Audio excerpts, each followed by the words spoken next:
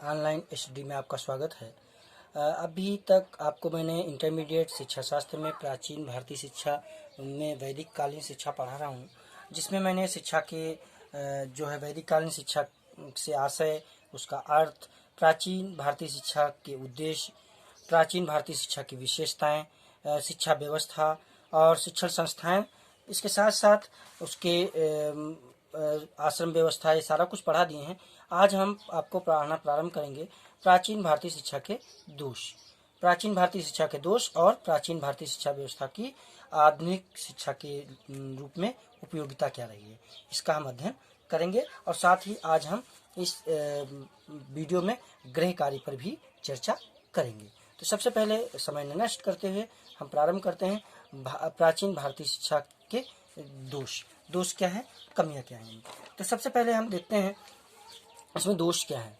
तो दोष में आपको हम बता रहे हैं, धर्म को अत्यधिक महत्व दिया गया। वैदिक काल में सिर्फ धर्म के ऊपर शिक्षा प्रदान की गई, यानी सबसे ज़्यादा महत्व किसके ऊपर दिया गया, धर्म के ऊपर दिया गया।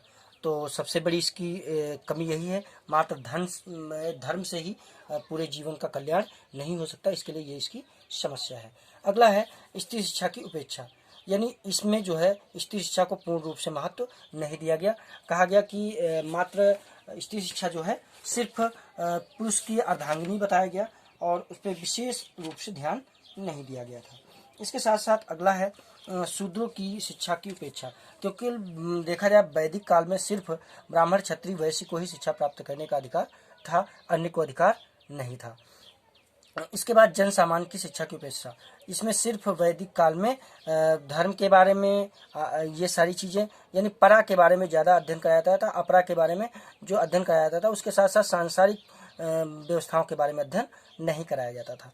अगला है लोक भाषाओं की उपेक्षा, क्योंकि वैदिक काल में भाषा का माध्यम संस्कृत हुआ करती थी, उस समय अन्य भाषाओं का कोई महत्व नहीं था, यानी भारत की लोक भाषाओं का महत्व नहीं था, ये इसकी एक समस्या है। अगला है विचार स्वातंत्र का अभाव, इसमें केवल बच्चा जो था मूक बधिर की तरीके से बैठ करके केवल उपदेश सुना करता था, यानी अपने प्रश्न करने का पूरा अधिकार, उसे पूरी स्वतंत्रता प्राप्त नहीं थी। अगला है सांसारिक जीवन की उपेक्षा, क्योंकि वैदिक काल में ब्रह्मचर्य आश्रम का पालन करते हुए बच्चे को वहीं रहना होता था, उसे सांसारिक जीवन से कोई मतलब नहीं रहता था, क्योंकि उसे सिर्फ धर्म का ज्ञान करा करके उसे भिक्षा मांगना, ये सारा कुछ करना, उसे महकने वाली चीज़ें या सब ऐसी सारी चीज़ों से उसे वंचित किया गया था। वो कोई भी सांसारिक सुख उस हिसाब से प्राप्त नहीं कर सकता था। इसके साथ साथ अगला है शारीरिक श्रम के प्रति हेय दृष्टि। शारीरिक श्रम के प्रति हेय दृष्टि ये है, इसका मतलब होता है कि वैदिक काल में शिक्षा जो शारीरिक शिक्षा के श्रम के प्रति हेय दृष्टि परिलक्षित थी। यद्यपि गुरुकुलों में छात्र अपने कार्य स्वयं करते थे, परंतु शिक्षा प्राप्त करने के उपरांत उनका शारीरिक श्रम के कार्यों में कोई विशेष संपर्क नहीं रहता था। वस्तुतः उच्च वर्ग के छात्रों तक शिक्षा सीमित रहने के कारण उनमें शारीरिक श्रम के प्रति हेय दृष्टि का अभाव सदैव बना रहता था, क्योंकि जो पढ़ाई थी ऊंचे वर्ग के लोगों के लिए थी, तो बाद में कोई कार्य नहीं कर पाते थे। फिर था नवीन धर्मों के प्रति हेय दृष्टि, जो ब्राह्मणों के द्वारा शिक्षा व्यवसाय पर अत्यधिक जो था आधिपत्य होता था, उनके द्वारा ही इसको आगे बढ़ाया जाता था, तो शिक्षा को जटिल बना दिया गया। वैदिक धर्म के प्रति जनसामान्य की अरुचि फलस्वरूप वैद देखा जाए बौद्ध धर्म, जैन धर्म का है, क्योंकि इनकी कठोर सिस्टम इनका बनाया गया था। ये ज़्यादा परेशान करने वाला था। ज़्यादा परेशान करने से क्या होता है, जब कोई किसी के अधिकारों का हनन होता है, तो अधिकारों का हनन होने के साथ साथ ये नए नए धर्मों का उदय होता है, तो इसी के कारण स्वरूप बौद्ध धर्म का उदय हुआ था। अगला है कि वैदिक कालीन शिक्षा की वर्तमान शिक्षा प्रणाली में क्या उपादेयता है, क्या महत्व है, यानी वर्तमान समय में वैदिक कालीन शिक्षा का क्या महत्व है, कैसे आज के समय में यह दृष्टिगोचर होती दिखेगी। देखा जाए कि वैदिक कालीन शिक्षा इस समय पूर्णतः विलुप्त हो गई है और केवल नाम मात्र को उसे जाना जाता है। फिर भी वर्तमान शिक्षा को नियोजित करने के लिए इसकी अनेक समस्याओं का समाधान खोजने में प्रत्येक चेष्टा में प्राचीन शिक्षा के मूलभूत आधारों पर ध्यान देना आवश्यक होता है।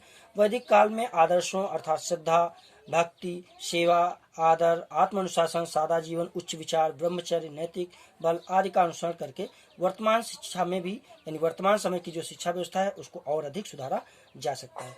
छात्र असंतोष, अनुशासनहीनता, बेरोजगारी, निर्धनता, वर्ग संघर्ष, सामाजिक बुराइयां जैसी जो समस्याएं हैं वो दिन प्रतिदिन विकराल रूप धारण कर रही हैं।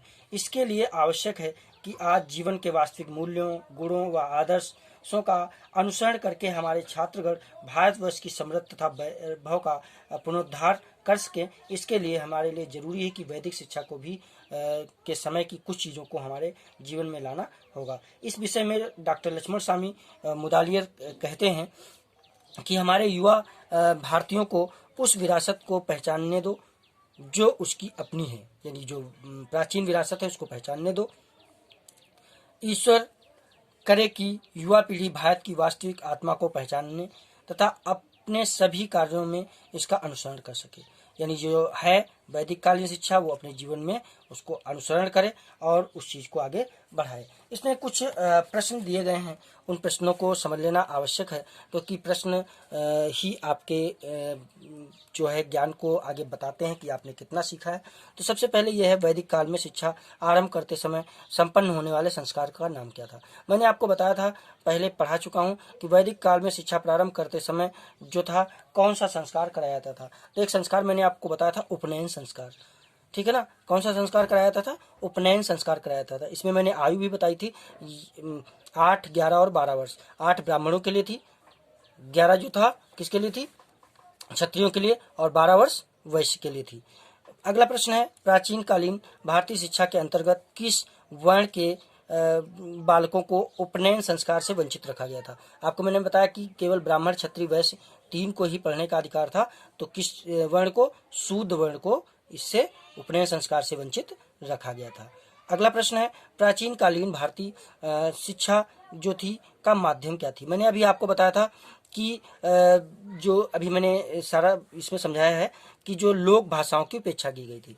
तो लोक भाषाएं यानी ये किस भाषा के माध्यम से अध्ययन कराया जाता था? संस्कृत भाषा के माध्यम से शिक्षा व्यवस्था चलती थी। तो अन्य भाषाओं का जो था इसमें कोई महत्व नहीं था। तो कौन सी भाषा थी? संस्कृत भाषा थी। अगला है, प्राचीन काल की शिक्षा के प्रमुख उद्देश्य क्या थे, यानी जो इसके उद्देश्य थे वो क्या थे। तो उद्देश्य इसका क्या था? उद्देश्य था जो मोक्ष की प्राप्ति करना, यानी निर्वाण की प्राप्ति करना, यानी जो है धर्म का विस्तार करना, और नैतिक चरित्र, चारित्रिक सारी चीज़ें मैंने आपको बताई दी थी।